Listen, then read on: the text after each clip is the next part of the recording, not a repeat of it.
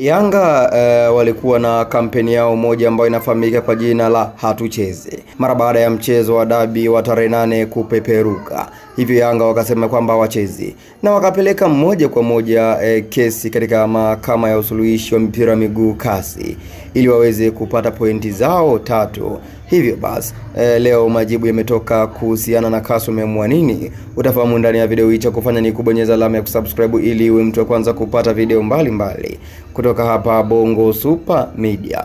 Na bila kupoteza muda, wacha ninukuu maneno ambayo ameandika hapa jemedari na ameposti hizi barua kutoka kasi. Jemedari Saidi, mchambuzi huyu wa soka, kaandika hivi: Yanga yaangukia pua kasi.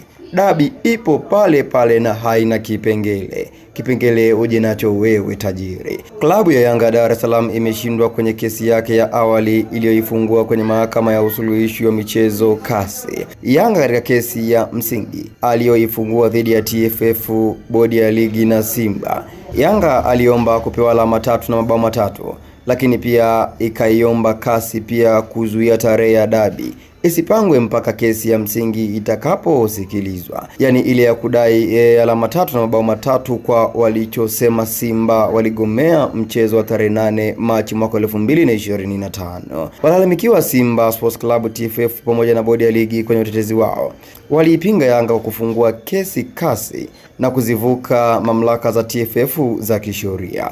Kwenye hukumu ya kasi wamekubaliana na Simba pamoja na TFF pamoja na bodi ya ligi kwamba wao kasi hawana mamlaka ya kuzuia kupangwa kwa tarehe ya dabi. Lakini pia wamekubaliana na walalamikiwa ya kwamba wao kasi hawana uwezo wa kushughulikia jambo hili kabla halijapita kwenye mamlaka za kisheria za TFF. Hivyo basi shauri la Yanga limepigwa chini na sasa TFF na bodi ya ligi wako huru kupanga tarehe ya dabi na itapigwa kama kawaida. Kwa hukumu hii, Yanga wakigomea kucheza dabi itakapopangwa, maana yake ni kwamba watapokonywa alama 15. Wako tayari kwa hilo. Msimamo wao ulikuwa hakuna kucheza hiyo mechi, lakini walikuwa wanategemea kasi ambako wamepigwa za uso. Lundo la mawakili walioorodheshwa huko kasi bado wameshindwa kutoboa.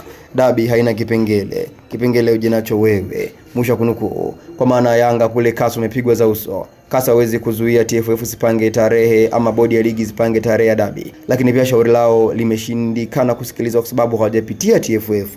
Kwa maana Yanga wamekula za uso. Maoni yako ni yapi? Andika hapo katika sehemu ya comments.